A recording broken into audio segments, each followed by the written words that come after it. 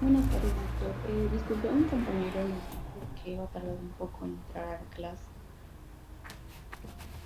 Ya, no importa, pero empezamos con los que estén. Está bien, doctor.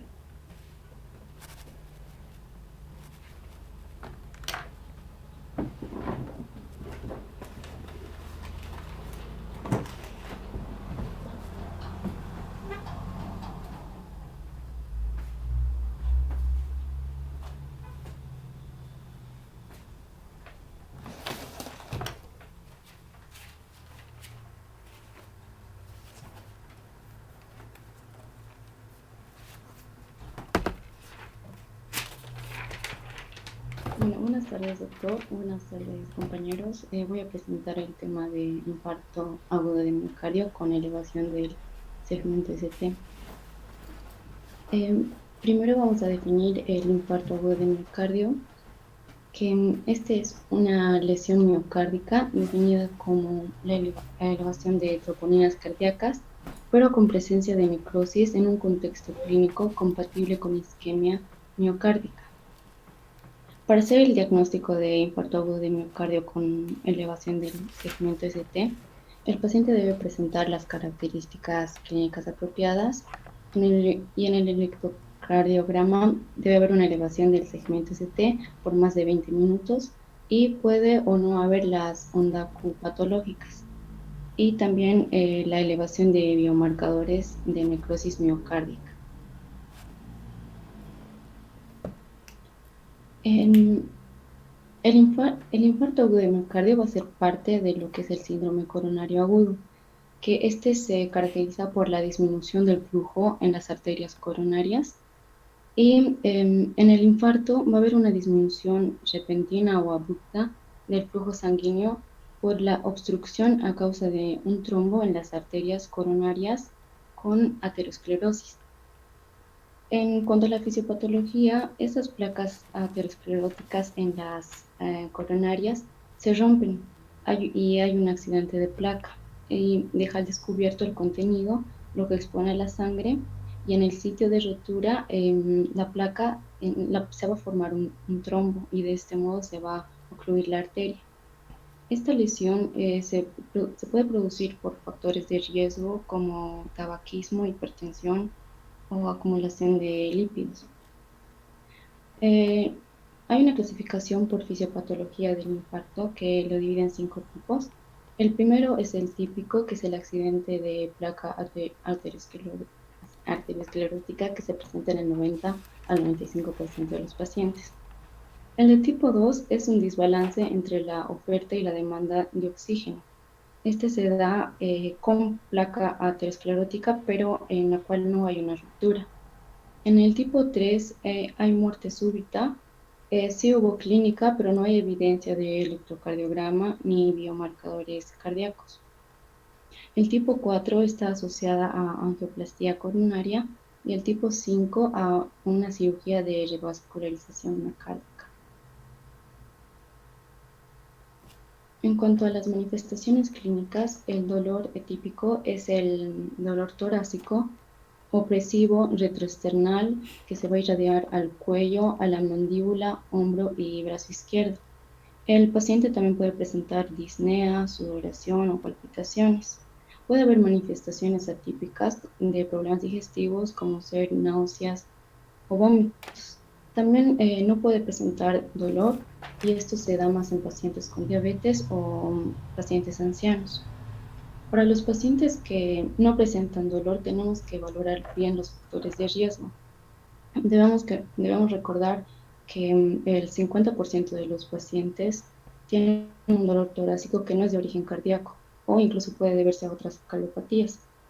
Entre los factores de riesgo más importantes es la enfermedad cardiovascular arteriosclerótica conocida, diabetes con daño en órgano blanco, insuficiencia renal crónica, hipercolesterolemia familiar, hipertensión arterial o un colesterol elevado. Mm, con la clínica y los factores de riesgo, debemos hacer ya el diagnóstico inicial de un síndrome coronario agudo. Y lo primero que debemos de hacer es el electrocardiograma. Este se debe hacer menos de 10 minutos del primer contacto médico.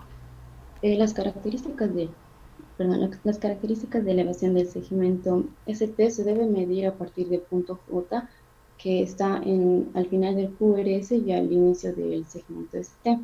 Este debe estar al menos en dos derivaciones contiguas.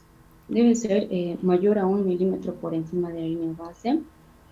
Debemos ver bien, medir bien desde la línea isoeléctrica más estable. En varones menores de 40 años tiene que estar por encima de 2,5 milímetros, en mayores de 40 años mayor a 2 milímetros y en mujeres en derivaciones B2 y B3 mayor a 1,5 milímetros. También es importante en el electrocardiograma la imagen en espejo, en la cual hay un supradesnivel en derivaciones del área infartada y un infradesnivel en derivaciones opuestas, como ya hemos visto antes. También como vemos en la imagen, el ST tiene que tener una convexidad superior y debemos diferenciarlo de otras patologías como la pericarditis, en la cual el segmento ST es cóncavo superior y este se presenta en la mayoría de las derivaciones. También tenemos que tener presente que si el paciente tiene un bloqueo de rama izquierda o derecha con características compatibles, tenemos que tratarlo como un infarto. En cuanto a la evolución del electrocardiograma sin terapia de reperfusión, vemos que hay 4 fases. La primera fase se da los primeros minutos a horas, y en la cual se encuentran las ondas T picudas y altas y el inicio de la elevación del segmento ST.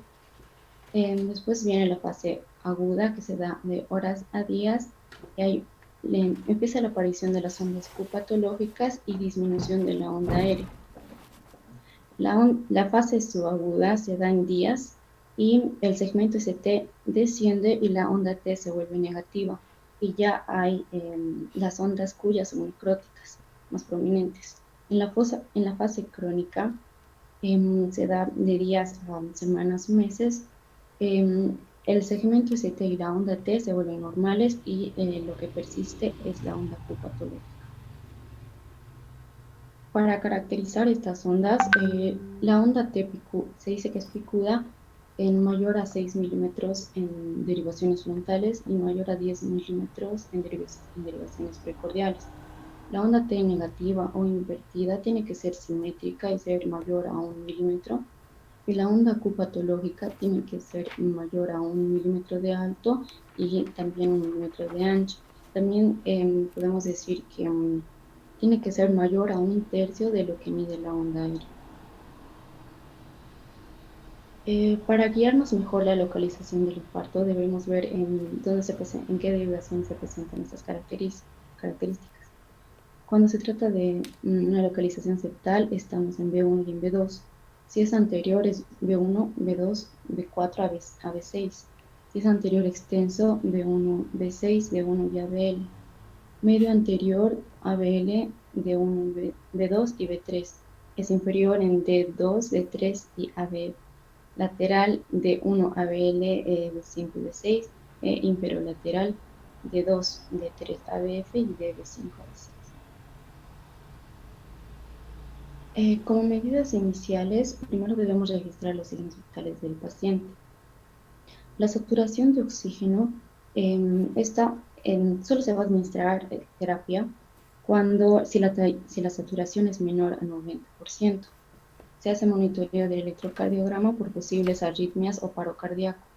Se instala una vía venosa para medicamentos y muestras y en esto se debe considerar la administración de morfina para alivio del dolor, pero esta es una indicación 2A, o sea, se la debe considerar.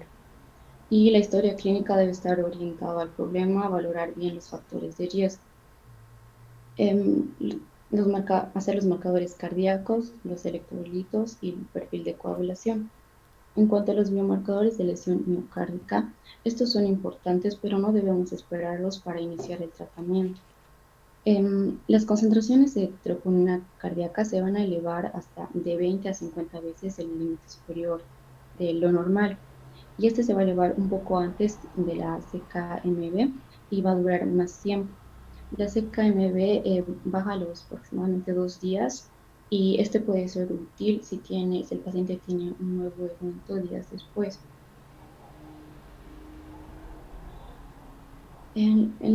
Para la terapia de reperfusión vamos a tener dos métodos, el farmacológico y el mecánico. El farmacológico es con trombolíticos.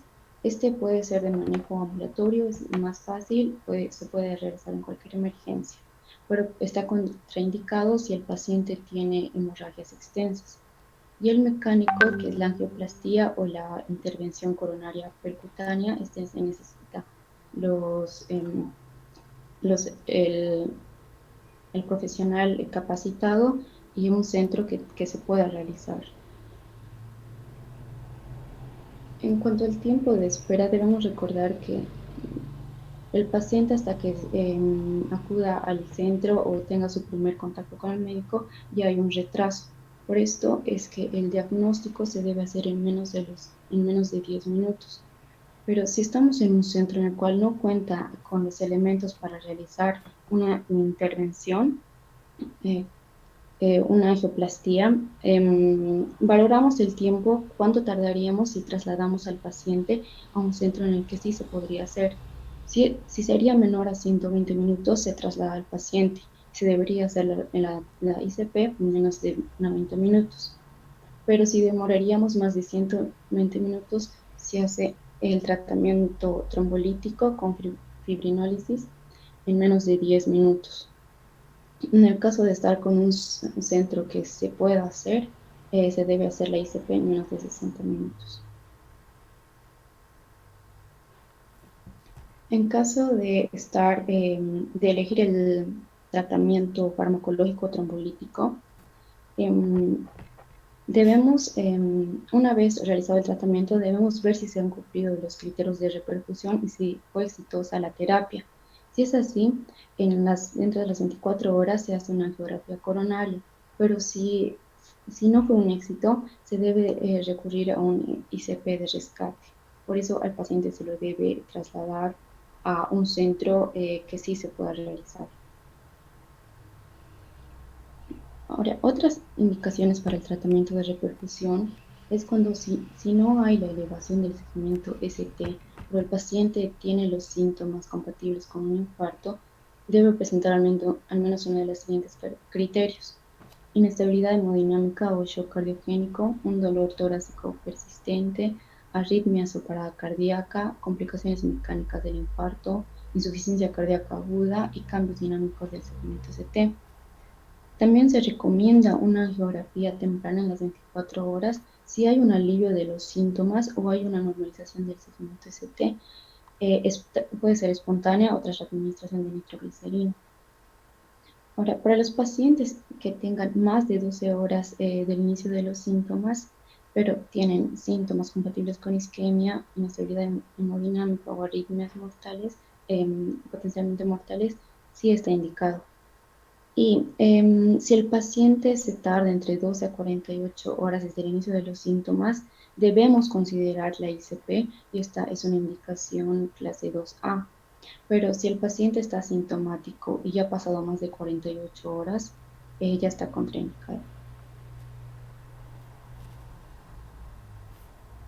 En cuanto al tratamiento farmacológico, este se debe dar tanto si elegimos el tratamiento el trombolítico o el ICP. Consta de antiagregantes plaquetarios, aspirina y clopidogrel, y anticoagulantes como heparina. En caso de elegir el tratamiento fibrinolítico, este se debe iniciar lo más antes posible tras el diagnóstico. Y se recomienda la anticoagulación hasta 8 días en estancia hospitalaria.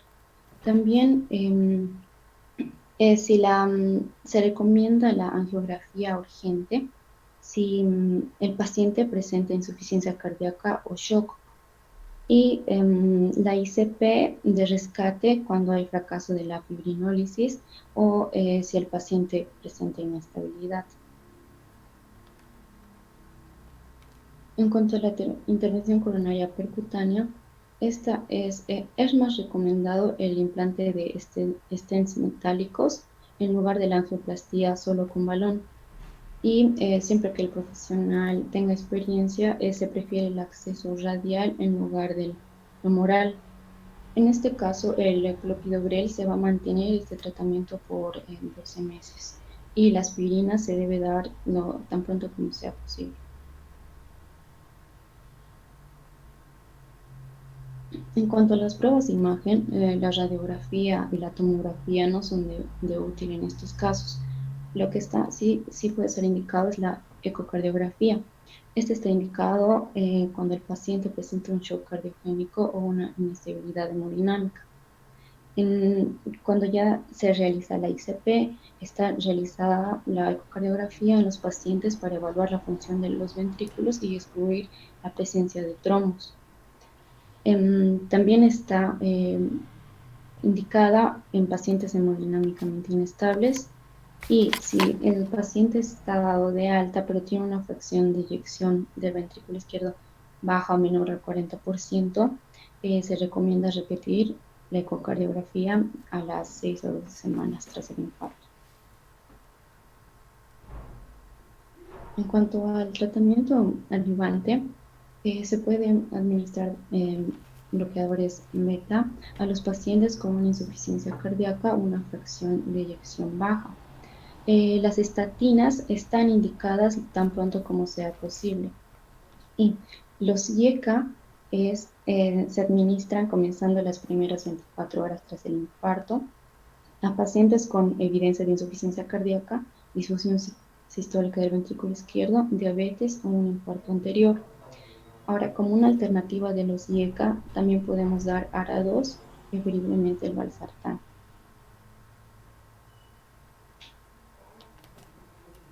En cuanto a los criterios de reperfusión, son los criterios para ver si fue exitosa la terapia. Para esto debemos de tomar un electrocardiograma pasado a los 60 a 90 minutos y debemos encontrar una disminución del ST en más del 50%. También podemos encontrar arritmias de reperfusión como taquicardias ventriculares. En el contexto clínico, el paciente tiene que tener una disminución del dolor y los biomarcadores cardíacos, va a haber un pico enzimático precoz con una elevación máxima en más de 12 horas.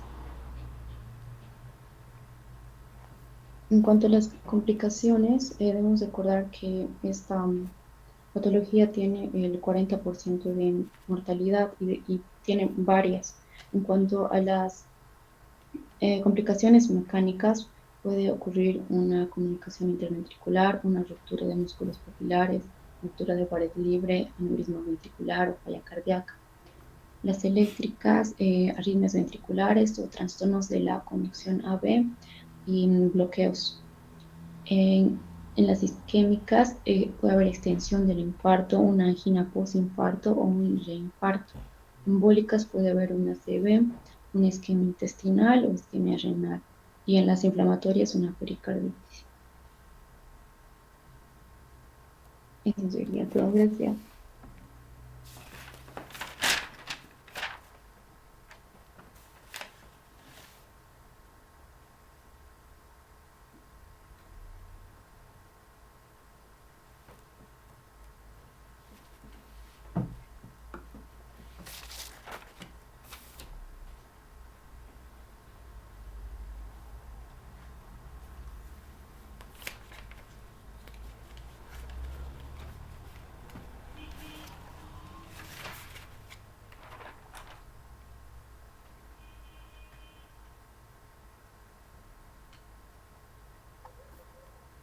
Preguntas, jóvenes.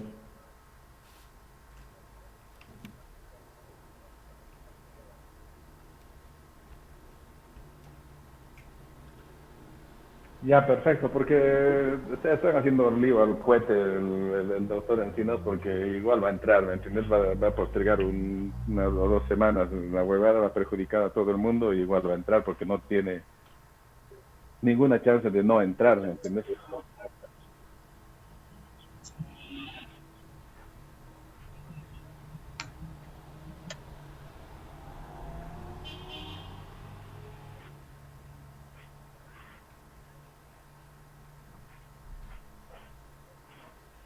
Claro.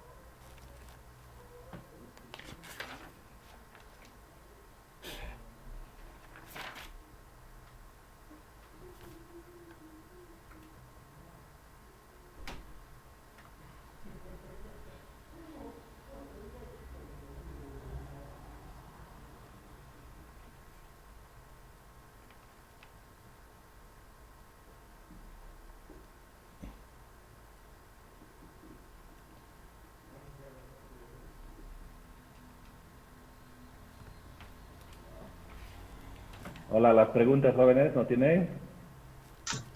Yo, doctor, tengo una pregunta. Dale. Mi compañero dijo acerca de que, de que el ICP, la intervención coronaria percutánea, está contraindicada en aquellos pacientes que hayan tenido el cuadro posterior a las 48 horas. ¿Cuál es el motivo de la contraindicación o por qué no se le puede perfundir de esta manera al paciente? A ver, muy buena pregunta. ¿Qué dice la expositora? En este caso sería que el paciente esté asintomático y que no haya ya la elevación del segmento CT. De acuerdo, está asintomático, han pasado 48 horas, pero se asume que la arteria está posiblemente tapada porque no se ha hecho ninguna terapia de repercusión. Entonces la pregunta de tu compañero es, ¿por qué no hacemos después de las 48 horas una intervención?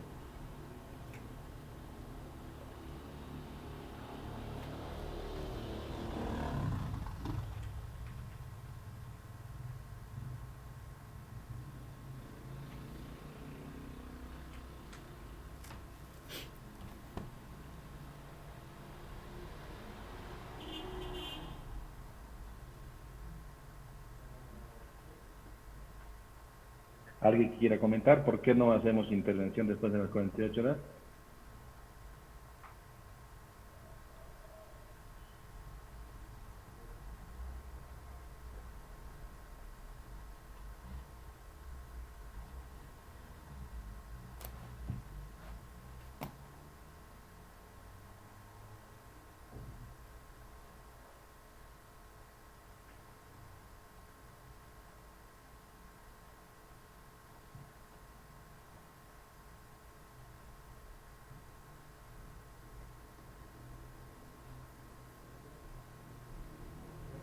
¿Por qué no se justifica hacer una intervención después de las 48 horas?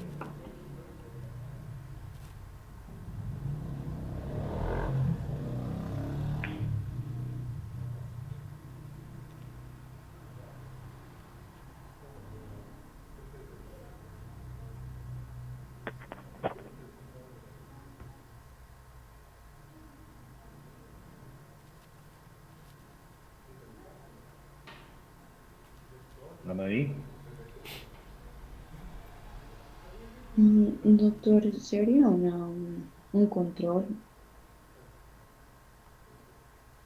¿pero por qué no hacemos intervención? Porque en este caso sería que el paciente esté estable, porque si el paciente presenta el dolor o complicaciones, sí se procede a la intervención.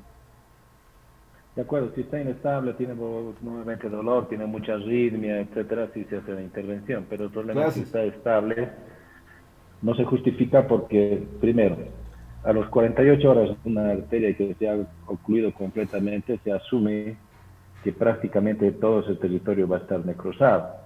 Ustedes saben que la necrosis empieza rápidamente, a 30, 40 minutos y empieza la necrosis de ese territorio. Entonces, a las 48 horas ya casi todo el territorio está necrosado.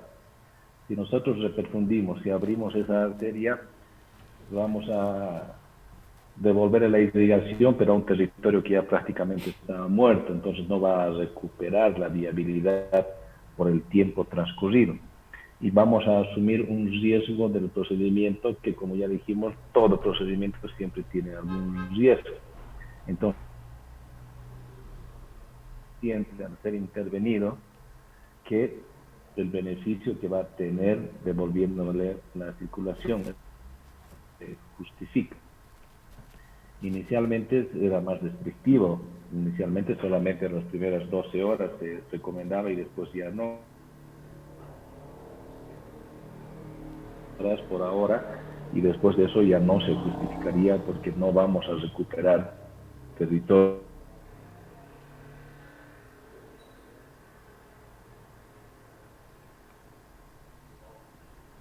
¿Alguna otra pregunta? Doctor, se me cortó un poco el internet. Escuché que no se realiza porque no va a haber algún beneficio al paciente, ¿no? Porque no vamos a poder superfundirlo por la necrosis. Y respecto al riesgo, ¿existe algún riesgo, doctor? Siempre existe riesgo en cualquier procedimiento, desde la punción que vamos a hacer en la arteria, utilizamos anticoagulantes, puede haber alergia al contraste que utilizamos, puede haber problemas en las arterias del corazón, disecciones, trombosis por el procedimiento que estamos haciendo. Entonces, si bien vamos a reperfundir, o sea, si bien podemos abrir la arteria, pero ya ese territorio no va a recuperar, entonces no justifica hacer intervención y menos aún darle trombolíticos porque tiene menos posibilidad de trombolítico de abrir la arteria después de 48 horas y va a solamente sumarle el riesgo del sangrado.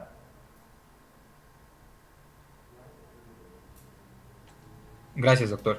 ¿Más preguntas?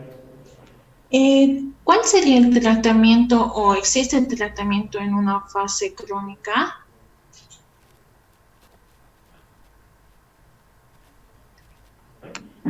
Anaí.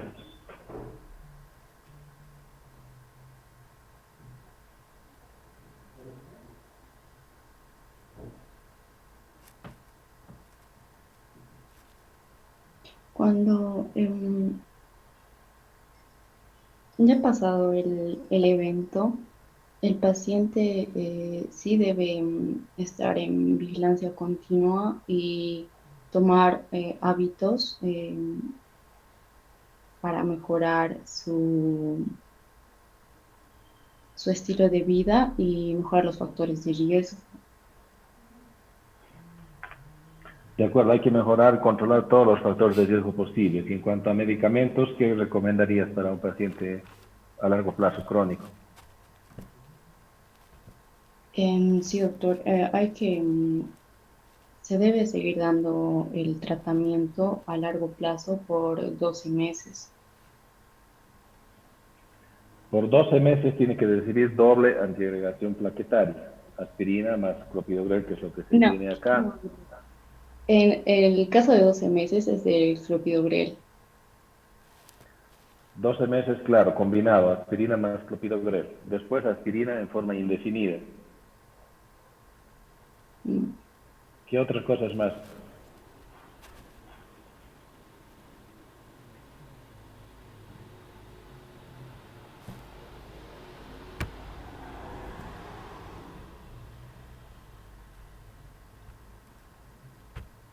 Doctor, de igual manera tenemos que seguir dando anticoagulantes como heparina o puede ser enoxaparina si tiene un infarto ya más crónico. No, por el infarto en sí no es necesaria anticoagulación después del procedimiento o durante la internación, salvo que tenga otra indicación de anticoagulación como una fibrilación auricular o que tenga un trombo demostrado, pero después no, de rutina todo paciente infartado no se da anticoagulación, solo antiagregación plaquetaria. Aparte de la antiagregación plaquetaria, ¿qué más les damos a todos los pacientes que tienen cardiopatía isquémica?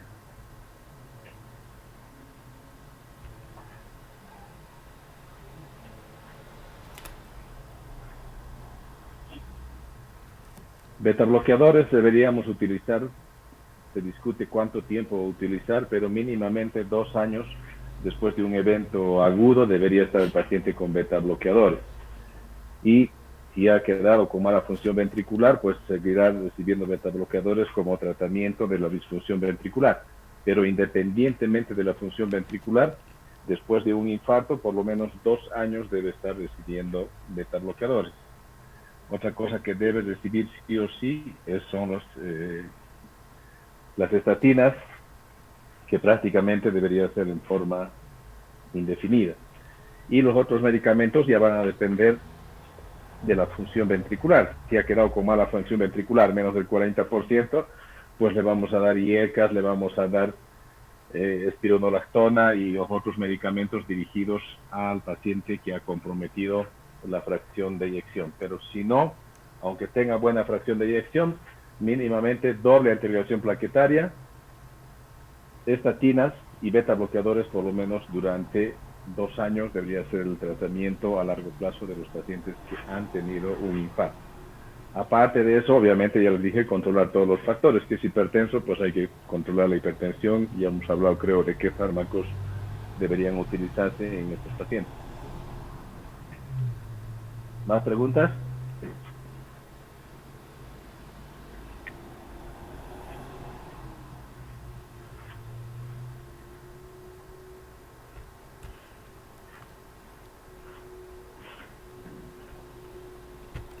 Doctor, una pregunta. En el caso de que el paciente tenga un infarto de ventricular derecho y tuviera una hipertensión asociada, estaba, estaba leyendo que está contraindicado la nitroglicerina en este caso, ¿no? Quizá porque va a bajar demasiado la precarga y va a empeorar el gasto cardíaco. En caso de que quisiéramos tratar rápidamente si tuviera una hipertensión arterial. ¿Qué dices, Anaí?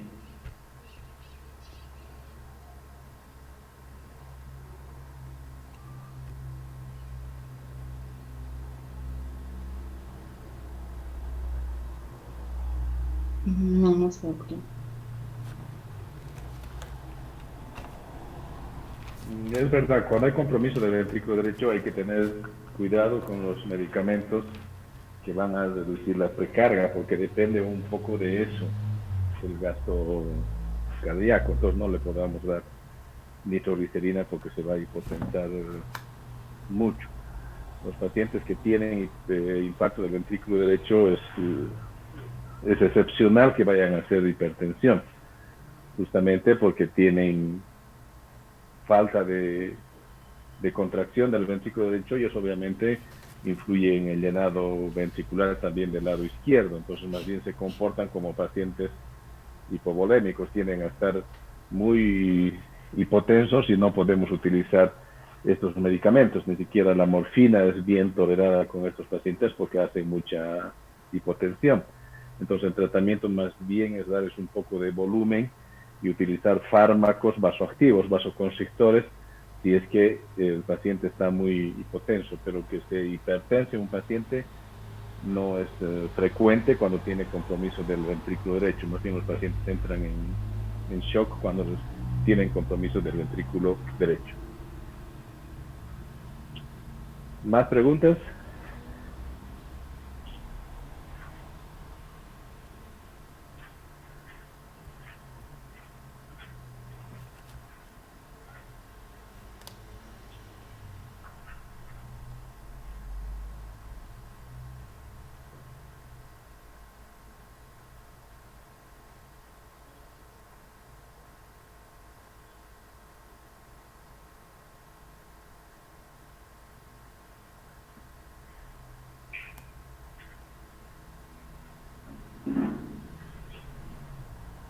¿No hay más preguntas?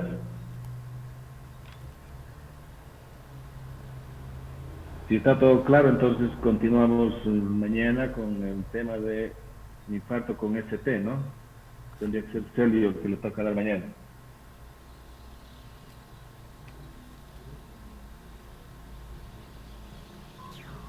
Sí, doctor. Listo, hasta mañana a las 3 entonces. Está bien, doctor. Hasta mañana, doctor. Gracias. Chao, chao. Hasta luego. Chao.